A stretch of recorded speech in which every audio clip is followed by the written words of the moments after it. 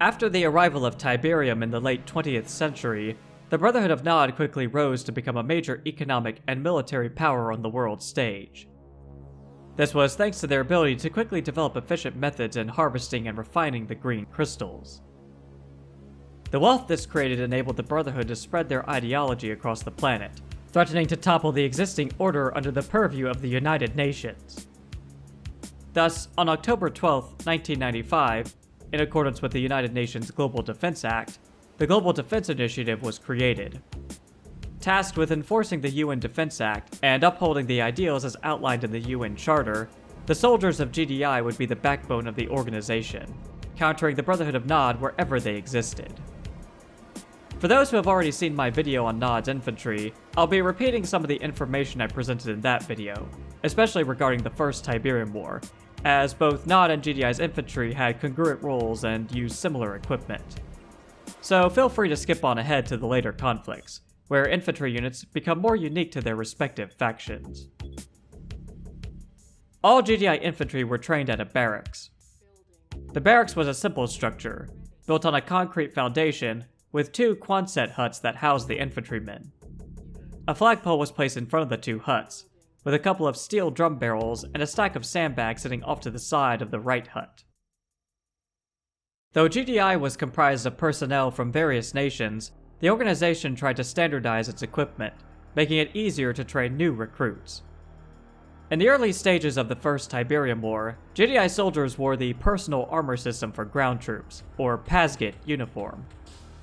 Due to their secret connections to various defense contractors, Nod infantry units also wore these uniforms.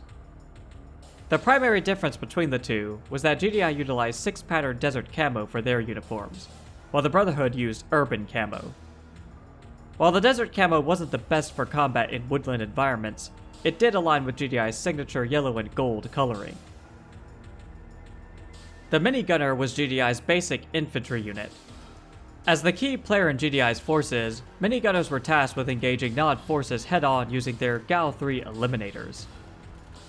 According to the manual, the Gal-3 Eliminator was a, quote, 5.56mm chain gun. However, the manual itself also states that the minigunner is armed with an M16 rifle. Adding to the confusion are photos and a sidebar cameo of the unit showing the minigunner armed with a 9mm Calico M951. As mentioned in my video on Nod infantry, I believe the Calico M951 is just the model being used to portray the Gal-3 Eliminator, due to its sci-fi appearance. As for the bit about the M16, I believe this is just copied from the Nod minigunner's unit profile. Perhaps it could have taken some time for GDI to equip all their troops with the Gal-3 Eliminator, so some units would make use of the M16, which was readily available and may have been cheaper. Supporting GDI minigunners on the battlefield were grenadiers. The role of the grenadier was adopted from the Second World War between the Allies and Soviet Union. The Soviets made use of infantrymen whose sole purpose was to lob grenades at enemy forces. These units proved highly effective at taking out squads of Allied infantry. They could also use their explosive ordnance against buildings and light vehicles. What the Brotherhood lacked in training and firepower, they made up for in numbers, and grenadiers were an effective way for GDI to reduce those numbers quickly. Grenadiers were able to lob their grenades over barriers, from sandbags to concrete walls, inflicting damage to enemy units on the other side. Agile enemy soldiers could dodge a grenade if they stayed on the move. It seems like grenadiers carried more than what looked to be M26 fragmentation grenades. They also carried anti-tank grenades for use against armored vehicles, and perhaps even satchel charges to take out defenses and other structures. All this ordnance was carried in a large backpack. Despite the weight, grenadiers were in great physical condition, with many able to run faster than a minigunner. However, grenadiers had to try and keep their distance from friendly infantry, for if a round struck a grenadier's backpack, it could explode, injuring or killing any personnel close to the grenadier. While grenadiers could act as anti-armor support, GDI rocket soldiers were better equipped for this role. The manual states that the rocket soldier is armed with light tow rockets, though other images show the unit equipped with an M72 LAW.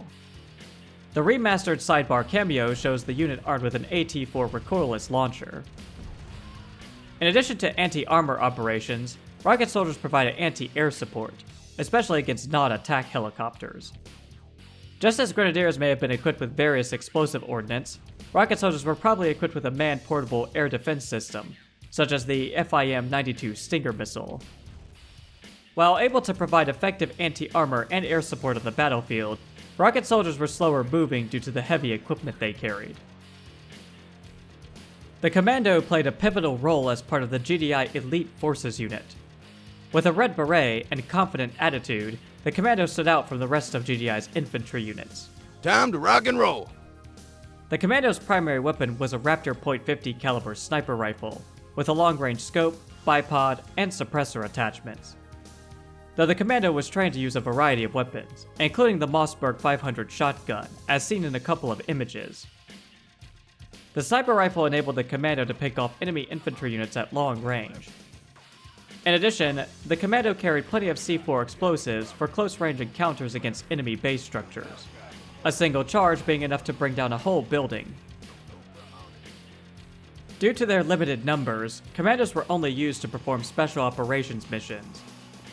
One of the more well-known of these missions included a Commando tasked with destroying a vital structure at a Nod base in the Czech Republic. Unfortunately, due to radio interference, the GDI commander had trouble understanding the orders from Colonel Carter, and was unsure of the exact target. After destroying a few SAM sites along the route to the Nod base, the Commando took a guess as to which Nod structure to destroy. Reports are unclear as to the exact outcome, but if the Commando chose any building other than the airfield, the GDI commander would have to return to the area with an attack force to finish off the rest of the base. A few other covert ops missions involving Commandos included destroying power plants to shut down Nod obelisks, which were guarding a pass that one of GDI's MCVs had to move through. Retrieving stolen components of Tiberium research by freeing a villager's wife from Nod activity, and destroying SAM sites in order to bring in engineers via helicopter. These engineers helped the Commando gain control of the southern side of a river by capturing Nod buildings, going on to use them as a launching point to assault Nod forces north of the river. Speaking of engineers, these units wore civilian clothes and were equipped with a yellow hard hat, pipe wrench, and toolbox, which were used to help them capture Nod base structures. Some of them even knew how to drive a harvester, which they attained when capturing a refinery that the harvester was docked at. Other than their tools, engineers were completely unarmed and not in the best physical condition, moving slower in comparison to combat units. Thus, it was best that they be transported via helicopter, or APC. As the First Tiberium War progressed, both GDI and the Brotherhood provided some of their infantry units with new equipment and weapons. Each side shifted towards outfitting their soldiers with uniforms that featured a more distinct aesthetic. For GDI, this meant phasing out the desert-patterned Pazgate uniforms for once featuring a combination of olive green, brown, and yellow. Being elite units, Commandos would wear camouflage appropriate to the environment for their operations. New designations and specialties were even assigned to some GDI soldiers, such as the Shotgun Trooper and Heavy Weapons Soldier. These designations were also adopted by the Brotherhood. Unlike the Brotherhood's Hand of Nod, the design of the GDI infantry barracks remained the same. Some sandbags topped with barbed wire were placed at the entrances to the barracks, for better protection close to the front lines.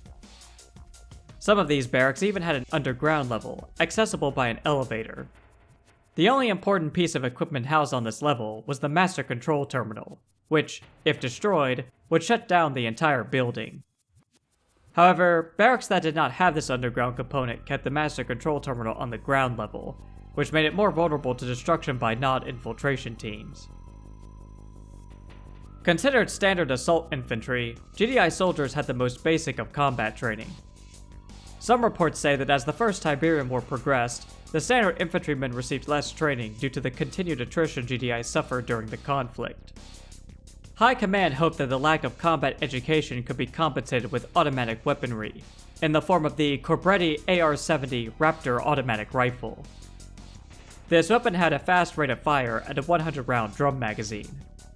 For their sidearm, GDI soldiers used the Vervac Commando Elite Falcon automatic standard issue pistol.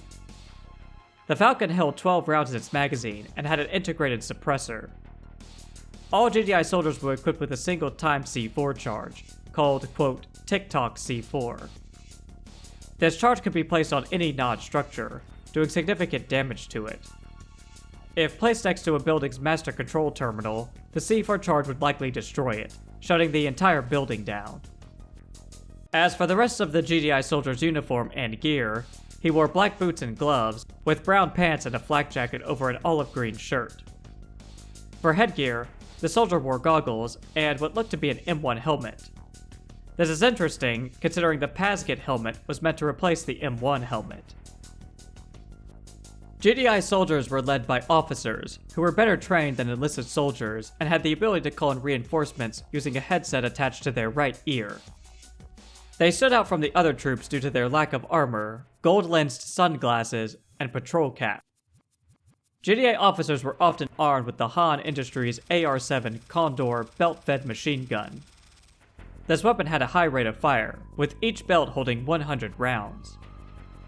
This gun could quickly take down infantry, and even do decent damage to light vehicles, such as Nod buggies or attack helicopters. Grenadiers continued to play an important role supporting standard infantry units. The late First War Grenadiers wore green pants and yellow jackets.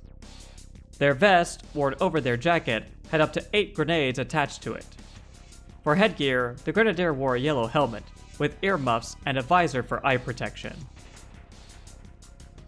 Instead of throwing grenades by hand, the Grenadier was now armed with the Vervac 40mm AG-71K1 Kestrel automatic grenade launcher.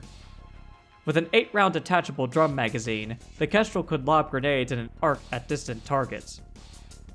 If the Grenadier fired their grenades close to the ground, they would bounce or roll a short distance before exploding, unless they hit a direct target, in which case they would detonate on contact.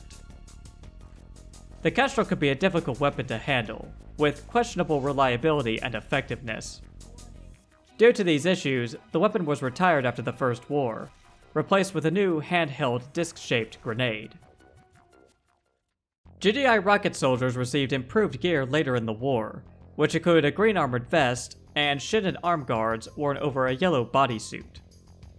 A cowl and orange visor protect the soldier's face. The rocket soldiers were now armed with the new Sarkozy 66mm Type R-12 Locust automatic rocket launcher. This launcher held 6 rounds in its magazine and excelled at destroying armored vehicles due to its long range and firepower. Low-flying transport helicopters and gunships were extremely vulnerable to this launcher, as one well-aimed shot was all that was needed to destroy these aircraft. Just like the standard GDI soldiers, rocket soldiers were under the command of a rocket officer. Wearing his signature patrol cap and headset, the rocket officer had better training than the standard soldiers, and could call high command for reinforcements. The heavy armor worn by the GDI rocket soldier was also worn by shotgun troopers. As their name suggests, shotgun troopers were armed with an 8-round pump-action shotgun called the Vulture. The heavy armor of the trooper allowed them to close the distance with enemy infantry, and engage them at the shotgun's effective range. While initially tasked with just capturing Nod buildings, the role of GDI engineers increased as the war progressed. Along with their yellow hard hat and vest, engineers were now armed with explosives to demolish enemy buildings. This explosive ordnance included a single-time C4 charge and 2 remote detonated charges. The quote, hair-trigger remote C4 charges could stick to objects, but the detonator had a limited range, so the engineer couldn't be too far away from the target when setting off the charges.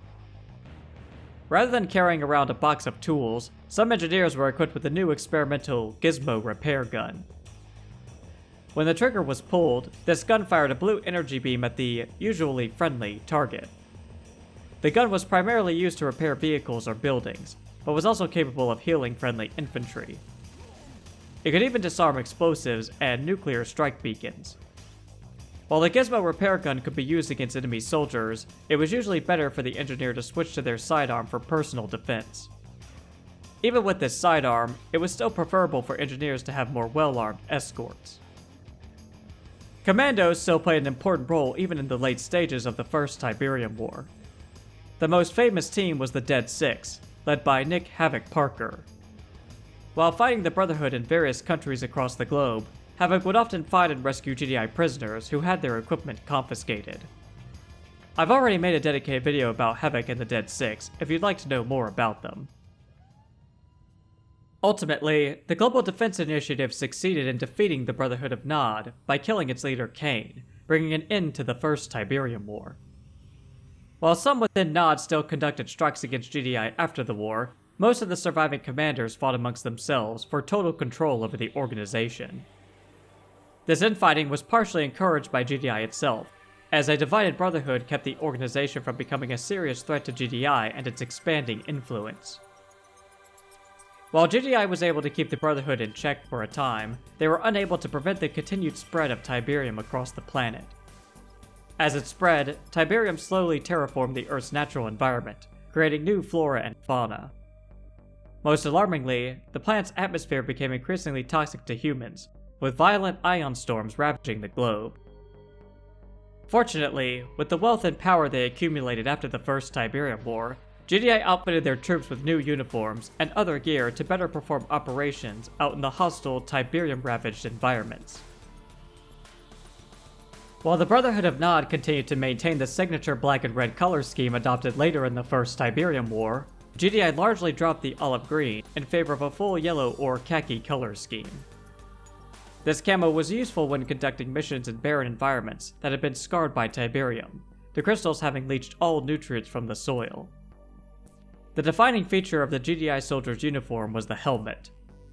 Unlike the new Nod helmets, the GDI soldier's entire face could be seen behind a translucent visor. Still, this helmet wouldn't protect the soldier from the harmful effects of a Tiberium field. The rest of the GDI soldier's body was covered in armor from head to toe. In 2030, the Second Tiberium War started when Nod forces launched a series of coordinated strikes against GDI bases across the globe, and Kane's return revealed to the public. The GDI barracks used during the Second War was similar in design to the original of the First Tiberium War. Still set on a concrete foundation, the barracks featured two huts next to each other, connected by a couple of enclosed walkways. Instead of the cylindrical shape of the Quonset huts, these were more polygonal, featuring hard edges and slanted walls. No longer at the front of the buildings, the entrances were now located on the sides, facing outward from the two huts' inward connections. Light infantry were now the standard troops for GDI and the Brotherhood during the Second Tiberium War. The light infantry of GDI were armed with the M16 Mark II pulse rifle. As mentioned in my Nod infantry video, there are some discrepancies in the appearance of the M16 Mark II. However, I believe the official appearance that is seen throughout the game in both live action and in-game cutscenes is the model that looks similar to the M41A pulse rifle from the Alien franchise. In the first live action cutscene for GDI, Michael McNeil is seen armed with an M590 assault rifle. This was a pulse rifle that was used by the United States Marine Corps in a mid-90s sci-fi TV show called Space, Above and Beyond. According to one in-game cutscene, showing a GDI soldier taking down two Nod cyborgs, it seems that the Mark II pulse rifle may have been armed with a secondary particle beam weapon. Perhaps not all Mark II rifles were equipped with this secondary attachment, or maybe this cutscene was created before the developers knew exactly what kind of weapon the Mark II was going to be. While only able to engage Nod's own light infantry on equal footing, GDI's light infantry soldiers could move across various terrain types without being slowed. Unlike their mechanized walkers or other ground vehicles, light infantry could cross the veins of a vein-hole monster without agitating the creature. The troops still needed to avoid the creature's mouth, as the toxic cloud it emitted could easily kill them. Some targets would be inaccessible to GDI's light infantry. For such situations, some light infantry were trained to use jump jets to reach these targets. Jump jet soldiers were considered the airborne division of GDI's infantry. The jump jets were stored at the barracks, and those infantry trained at their use would don these wings for any missions that required light air support. While they were noted as armed with a Vulcan cannon, high-resolution images show the jump jet infantry armed with the standard M16 Mark II rifle. While it took a few moments for them to lift off and land, while airborne, the jump jet infantry made excellent scouts flying across the battlefield to their designated target. Just like other aircraft though, it was dangerous for jump jet infantry to be airborne during an ion storm, as it would short-circuit their jetpacks, causing them to explode. From the sky, jump jet soldiers could engage Nod forces on the ground with impunity. But if the Nod forces were covered by anti-air weapon systems like SAM sites or rocket soldiers, then any airborne jump jet infantry wouldn't stand a chance against them. Of course, jump jet troopers could still engage hostiles from the ground. When covering a short distance, they would forgo flying, instead using their jetpacks to give them a bounding boost to swiftly cover the distance. Jump jet soldiers were the only infantry units that could effectively target enemy aircraft with their Vulcan cannons, though they were not as effective as GDI's other AA weapon systems, like the SAM turrets or Hover MLRS. Additionally, it seems the jump troopers were only able to target enemy aircraft from the ground, and not while airborne. Due to the increase in Nod's use of stealth technology and loss of many in-flight jump troopers, upgrades were made to their jetpacks. The main improvement was an advanced sensor package that allowed the jump jet troopers to detect cloaked units and structures while airborne. In addition, newer models of jumpsuits enabled faster in-flight movement. GDI had made many technological advancements by the time of the Second Tiberium War, and hand grenades were no exception. After years of research and development, GDI created a new long-range grenade delivery system and a new title to go along with those who wielded these explosives. Instead of traditionally shaped grenades, the disc thrower, as the grenadiers were now called, used an aerodynamic, disc-shaped grenade that was designed with longer flight in mind.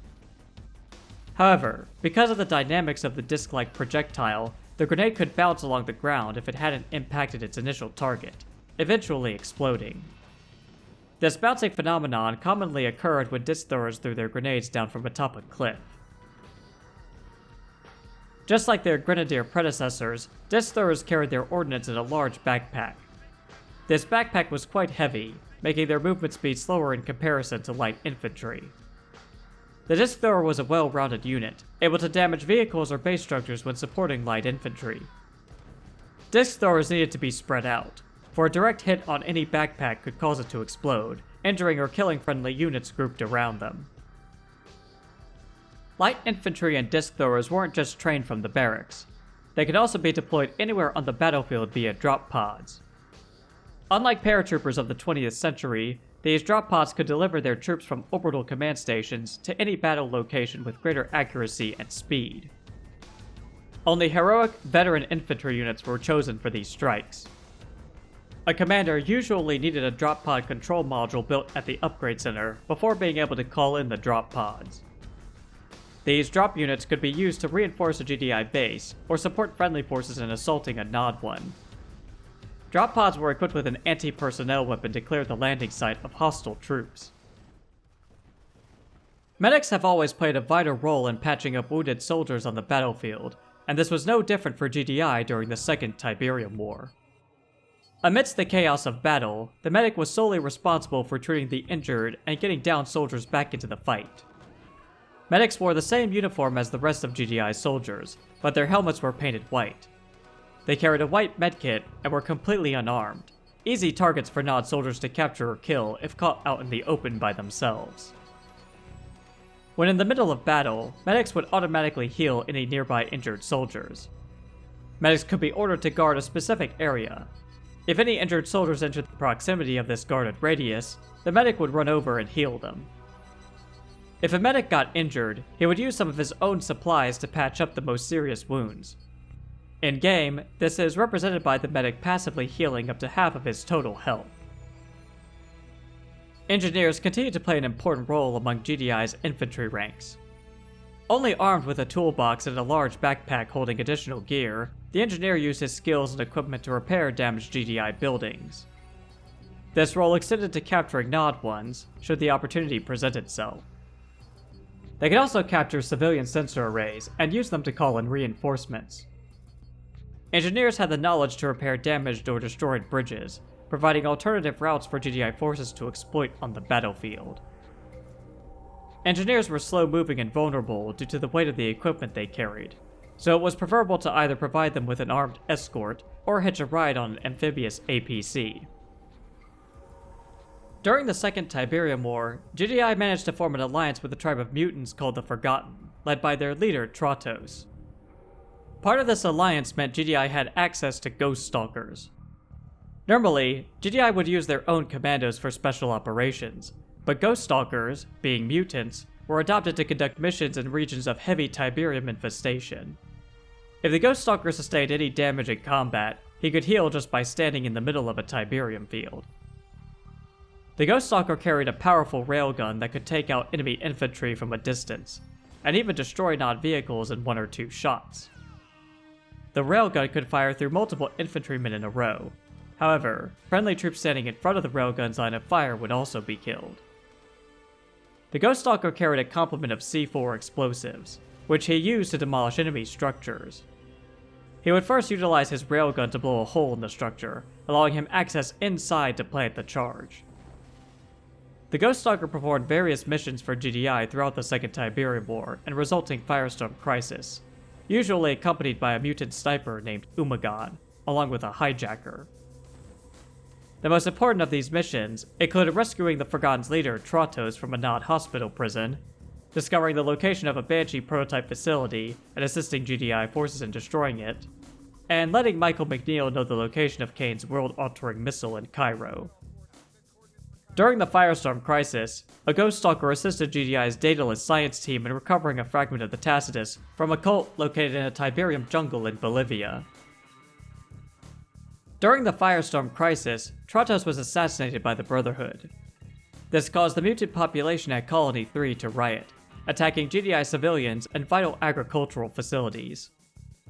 The destruction of this infrastructure could cause famine among the populace. In response, GDI sent in riot troopers and mobile EMP vehicles to quell the riots. The riot troopers seemed to be armed with shotguns that fired non-lethal beanbag rounds that drove away mutant and civilian rioters. While some riot troopers guarded the colony's critical infrastructure, others went looking for the leaders of the rioting populace. The riot troopers were able to find all 4 of the leaders and subdue them, bringing the riots to an end. This would be one of several instances where humans and mutants clashed with each other, ultimately culminating in a mutant exodus into the Tiberium wastelands, located on the edge of what would later be called Yellow Zones. After the Brotherhood had been defeated for the second time, GDI shifted their priorities from military spending to ecological recovery. This was done to prevent the total collapse of Earth's natural environment as a result of Tiberium's continued proliferation. These cuts to GDI's military funding meant the organization could not afford to maintain many of its more advanced weapon systems, having to fall back on more conventional but robust ones. Even with this shift in priorities, the Global Defense Initiative was by far the most powerful unified military superstate. The national identities of the individual members of the UN that originally formed the organization had become completely absorbed by it. The Earth was divided into 3 zones. Blue zones, which made up 20% of the Earth's land and largely unscarred by Tiberium, were under the complete control of GDI. However, all this wealth and power made GDI's leaders complacent and ignorant of the fact that the Brotherhood of Nod was rebuilding itself, recruiting many people from the more populated, impoverished Yellow Zones. When the time was right, Kane started the Third Tiberium War by destroying the GDSS Philadelphia and launching assaults against GDI's Blue Zones. While caught off guard, it was up to the average GDI soldier to hold the line and bring the fight back to the Brotherhood. Infantry were still trained and housed at the barracks, which, due to funding cuts, had largely gone back to the initial design used during the First Tiberium War. GDI base camps are created using highly portable, modular buildings. This allows for easy construction and teardown of shelters in harsh climates and remote locations. Personnel stationed at GDI bases will find themselves protected from Tiberium contamination and ion storms due to their durable armor plating, but will not have access to advanced weaponry without the support of an armory. In addition to the 2 Quonset huts that housed troops, the barracks had a raised platform next to the first hut, where a rifleman kept a lookout for enemy forces approaching the structure. Behind the first hut was a flagpole, and behind the second hut was a green ammo box. While both huts were meant to house all infantry units, when recruited, troops only emerged from the second hut. Another structure that was important to GDI's infantry units was the armory. This simple, blocky structure provided infantry with a variety of equipment that aided them in battlefield operations. I'll provide more information on each of these upgrades and the specific infantry units they apply to later in this video. The armory wasn't just a storage for weapons and other military equipment. It also acted as a medical bay for any injured troops to receive aid from GDI medics. It may take some time for the injured squad to heal up inside the armory, but once finished, they emerged from the building, revitalized and ready to get back into the fight. In emergency situations, when the GDI commander couldn't wait for troops inside the armory to fully heal, he could order those soldiers who were capable of fighting out of the building. This was usually when the GDI commander needed additional forces to protect his base against a formidable enemy assault. Due to their emphasis on mobile mechanized warfare, the Steel Talents Combat Technology Division didn't make use of armories. The backbone of GDI's infantry divisions in the years leading up to and during the Third Tiberium War were riflemen. Riflemen awaiting orders! Equipped with the GD-2 rifle, GDI riflemen are the mainstay of GDI military forces. They are deployed to all combat zones and trained in anti-infantry combat techniques. Riflemen are most effective when garrisoned in fortified structures, and are equipped to dig foxholes when the need arises to defend a fixed position. Riflemen should never be deployed against heavy armor, especially flame weapons, without significant heavy weapon support. A standard rifleman squad consisted of 6 soldiers. Unlike Nod's militant squad, many of whom wore civilian clothes, riflemen wore an olive green uniform with body armor on their chests and legs. A helmet protected the rifleman's entire face, though it would not protect the soldier from the harmful effects of a Tiberium field. As mentioned, riflemen were armed with the GD-2, which was a burst-fire assault rifle.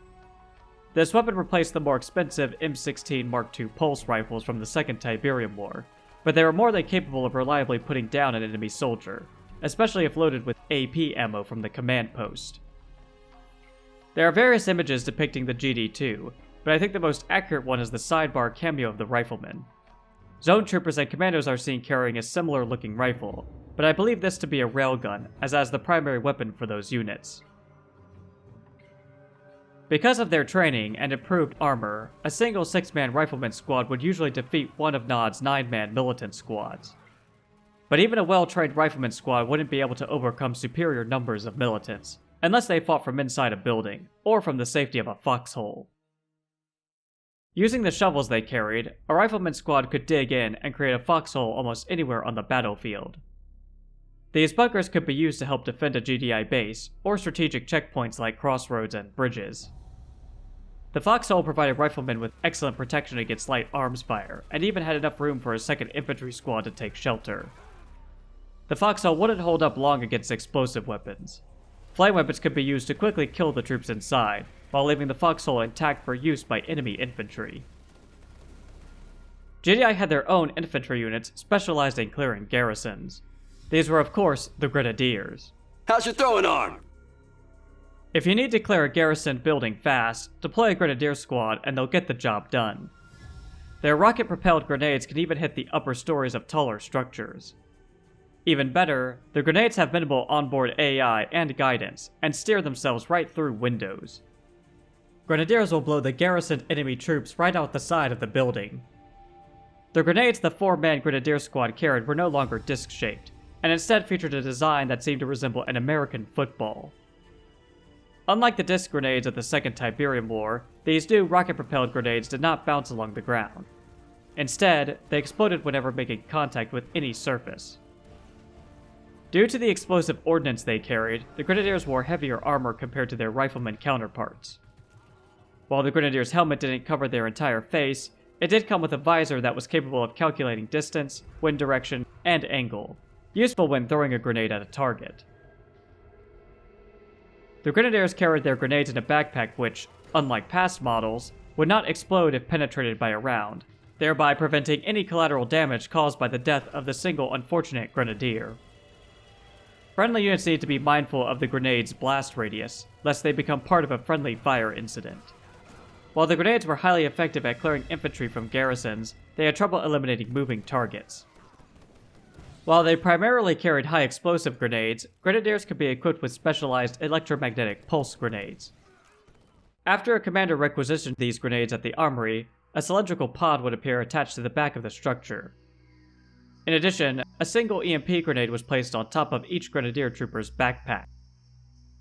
Since the standard high explosive grenade was not very effective at taking out enemy vehicles, the EMP grenades were the Grenadiers' only reliable anti-armor weapon. Each Grenadier would toss a single EMP grenade at nearby enemy vehicles.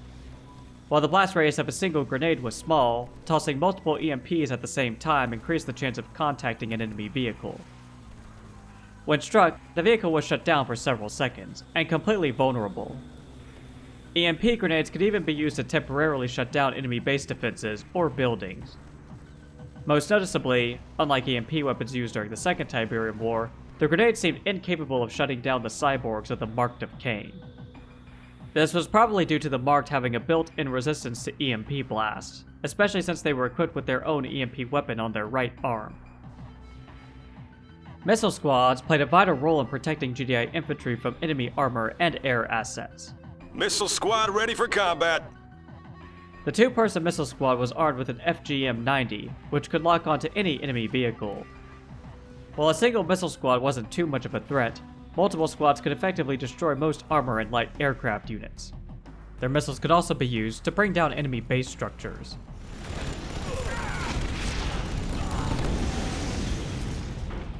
What the Riflemen, Grenadier, and Missile Squads all had in common was that they could be equipped with composite armor.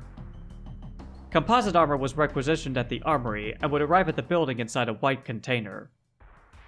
Composite armor provided improved protection against explosive and ballistic weapons. Unfortunately, composite armor did not improve protection from the lethal radiation and toxic gas emanating from Tiberium crystals. Those troops within ZOCOM, a division within GDI that specialized in performing operations in the Tiberium-infested red zones, would replace the composite armor with specially made Tiberium field suits. These suits arrived at the armory inside a red container, which was marked with a symbol representing the suits on the front. In addition to the same increased protection of composite armor, Tiberium field suits protected the wearer from the lethal effects of Tiberium. These white field suits covered the soldier's entire body and allowed the wearer to pass through a Tiberium field unharmed. Standard body armor was worn over the suit. The suits came with their own special helmets that featured a green visor. Part of this field suit package must have included upgrades to the squad's weapons. This is especially noticeable with the Rifleman Squad's GD2 rifles, which seem bulkier compared to the standard ones they carried. Perhaps this made the gun more reliable when conducting combat operations within a Tiberium field. Unlike the previous war, GDI airborne troops would arrive on the battlefield by way of V-35 AUX transports instead of drop pods. These veteran troops were comprised of 2 rifleman squads and 2 missile squads. Both squads were used to reinforce GDI defensive positions or assist in an assault against Nod and later Skrin forces. After the Second Tiberium War, the Brotherhood of Nod replaced their engineers with specially trained saboteurs, who could not only capture and repair buildings, but also booby-trap them with explosives. On the other hand, GDI commissioned a combat training program for any Engineering Corps member facing a battlefield assignment. The first graduates of this program, called Combat Engineers, would be assigned to the Steel Talons. Hard hat with a handgun. It has been a long-standing tradition of the GDI Engineering Corps to forego weapons training, with its members preferring to spend their time studying structural engineering and electronic subterfuge. However, Nod infiltration of the civilian populace has placed engineers at increased risk, resulting in a series of devastating casualties that have stripped the Corps of many of their best and brightest. In response, GDI has initiated a combat training program for any Engineering Corps member facing a battlefield assignment, outfitting each with a pistol and slightly upgraded body armor. The outcome of this effort remains to be seen, but initial reports indicate that the Corps members still prefer to let the fighters do the fighting. The combat engineer was equipped with a GD-45 pistol. While not exactly effective against the Brotherhood's standard militant troops, the pistol would enable the engineer to eliminate a Nod saboteur who was trying to capture the same neutral tech building. Combat engineers weren't just given a pistol without any proper training. When moving, they have their hand held over the holster, ready to draw their weapon at a moment's notice. Given that most engineers prefer to, quote, let fighters do the fighting, GDI dropped their combat training program some time before the Third Tiberium War. It seems the Steel Talons kept the program in place for their own engineers, though. Engineers in GDI's other divisions wore their standard uniforms, and even though they were given a GD-45 pistol for personal protection, they were never prepared to use it, usually killed before drawing their gun.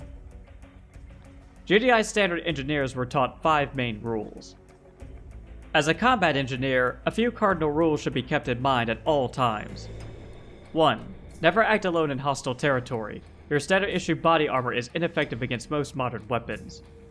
2. You are equipped with a standard GD-45 sidearm.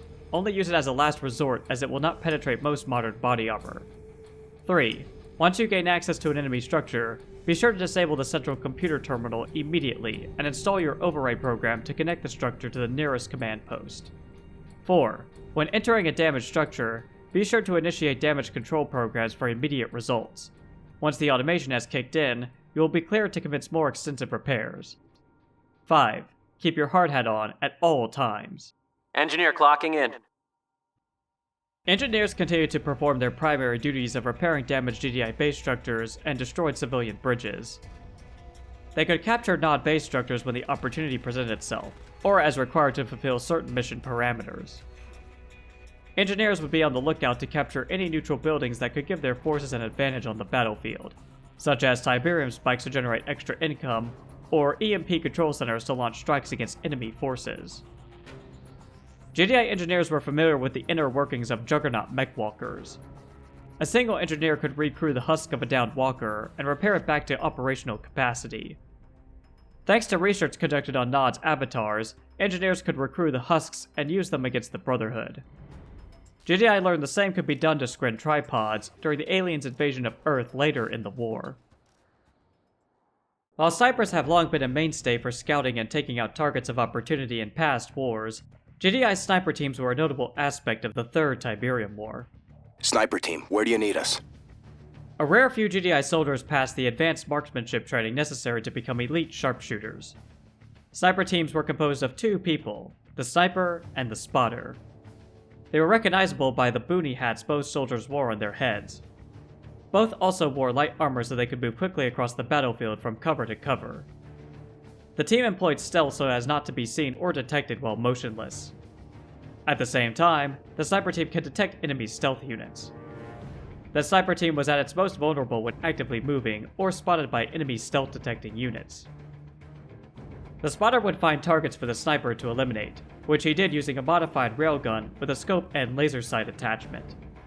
The rate of fire for this weapon was slow, but a single, well-placed shot all but guaranteed an instant kill on most infantry from long range. The spotter himself would also take shots at enemy units, but he would be using what looks to be a standard GD2 rifle. If the sniper himself was killed, the spotter would continue to fight on, though he was noticeably more nervous being all by himself. Keep me on radar!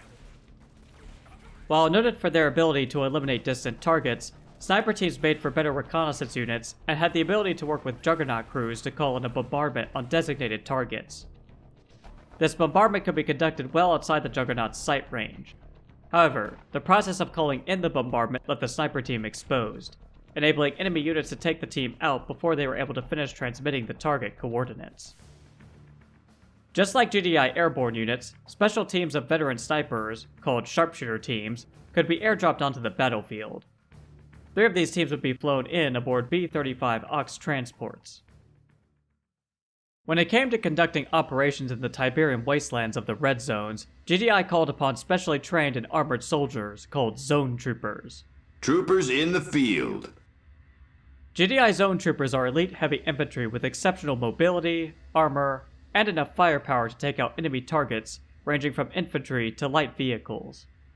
Equipped with power armor, railguns, and jump jets that can boost them over obstacles or across rivers, Zone Troopers do the heavy lifting for the GDI infantry. Shut this party down!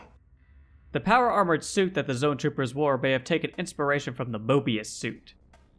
The Mobius suit was created by leading Tiberium research scientist Dr. Ignacio Mobius late in the First Tiberium War. The suit was designed to handle dangerous Tiberium experiments. It was resistant to Tiberium, both the crystals themselves and any Tiberium-based weapons created by the Brotherhood. Mobius' daughter, Sydney, later outfitted the suit with assault gear to make it more useful in combat situations. With the end of the First War, and development of mechanized walkers such as the Wolverine, the Mobius suit never made it to mass production for GDI's military forces. Only many years later, after the Second Tiberium War and cuts to military funding, would GDI look back to the Mobius suit, using it as a baseline to develop the power-armored suits worn by the Zone Troopers. Made with composite armor originally designed for the Mammoth tank, the Zone Trooper suit was impregnable to small arms fire. Miniaturized power generators enabled the suit to operate while carrying heavy loads such as anti-tank weapons and oxygen supplies. Initial prototypes of the suit had the soldier wearing a standard helmet, which completely exposed them to Tiberium, negating one of the core protections the suit was supposed to provide. This glaring weakness was quickly remedied in the final adopted version, with a helmet that fully encased the soldier's head. The Zone Trooper's primary weapons were heavy-duty railguns. This railgun was highly effective against all ground units and structures.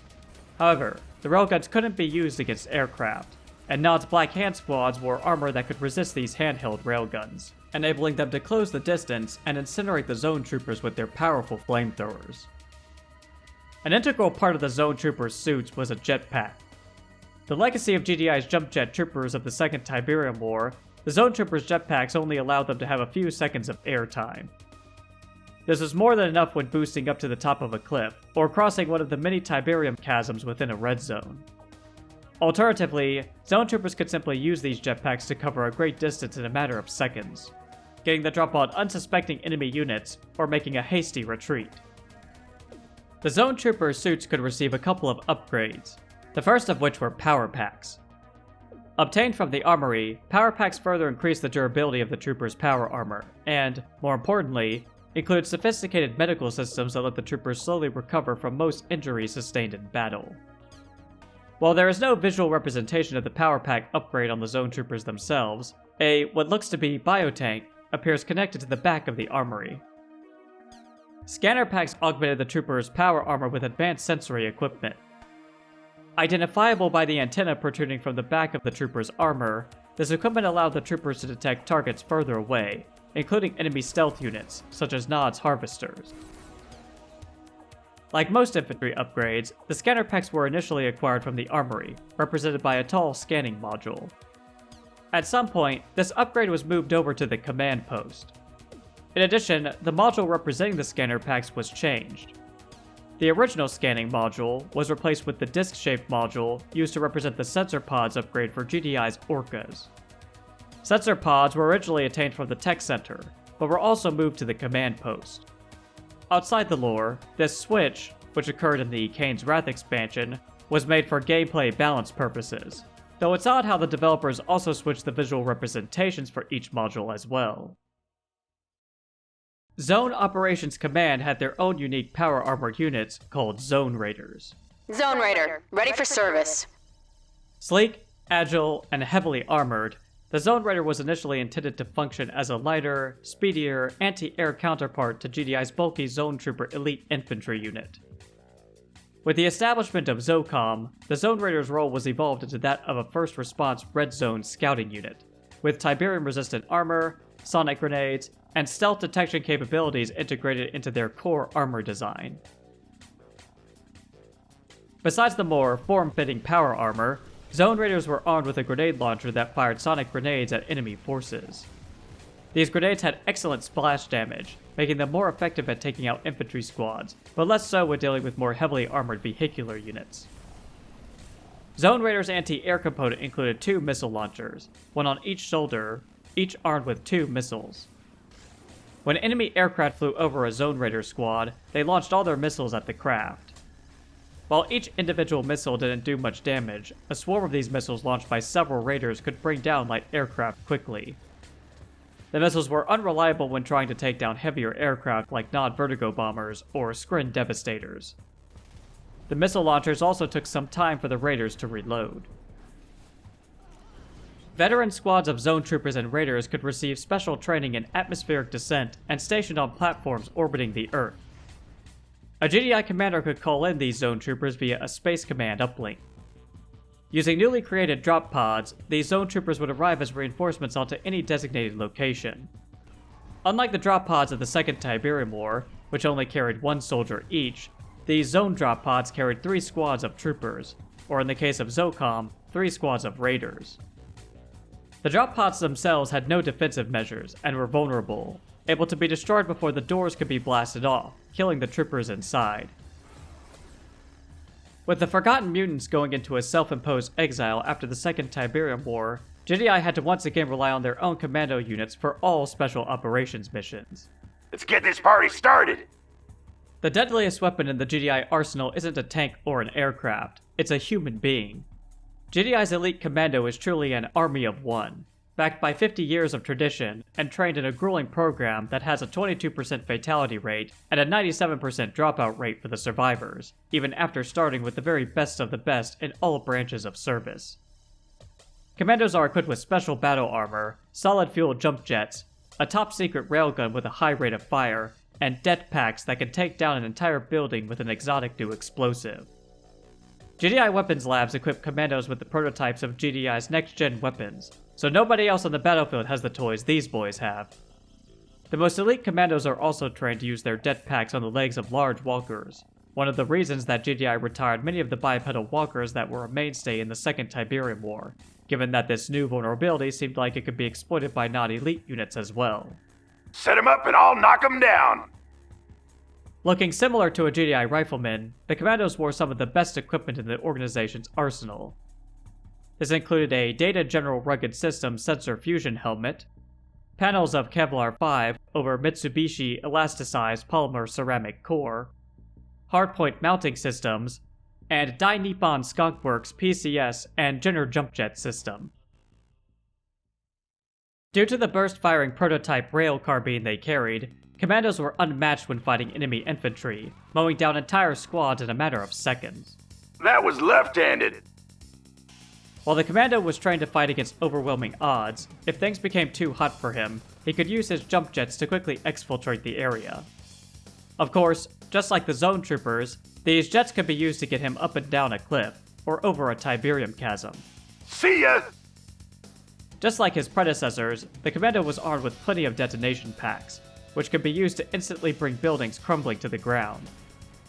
These packs could also be placed on the legs of a Nod avatar or Skrin tripod, bringing these walkers down, potentially allowing GDI engineers to take control of their husks.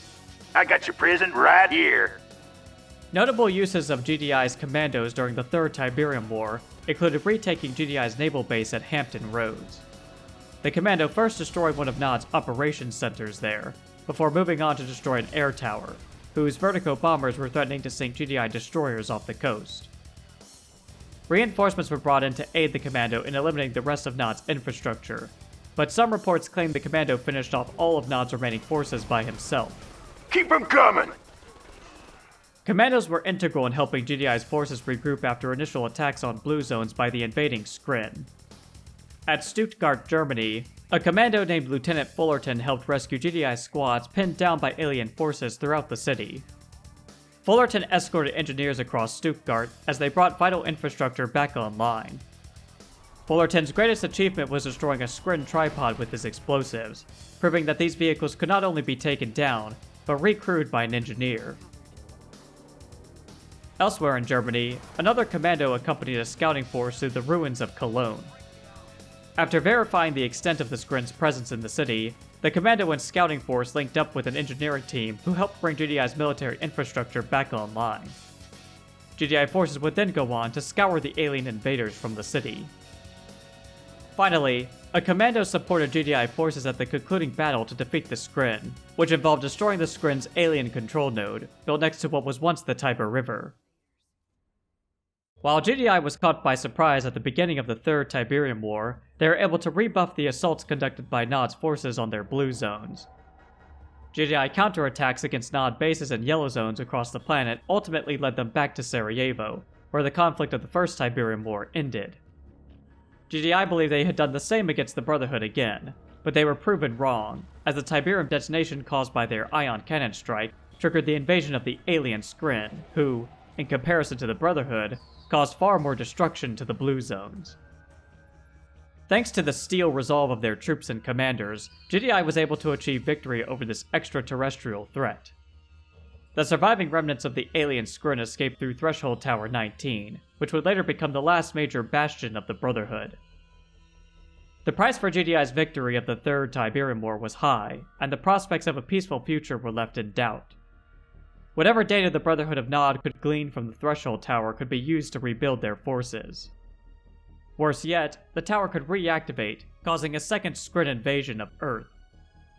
The infantrymen of the Global Defense Initiative have their work cut out for them, and must be prepared for anything, utilizing new weapons, armor, and technologies as they move forward into an uncertain future.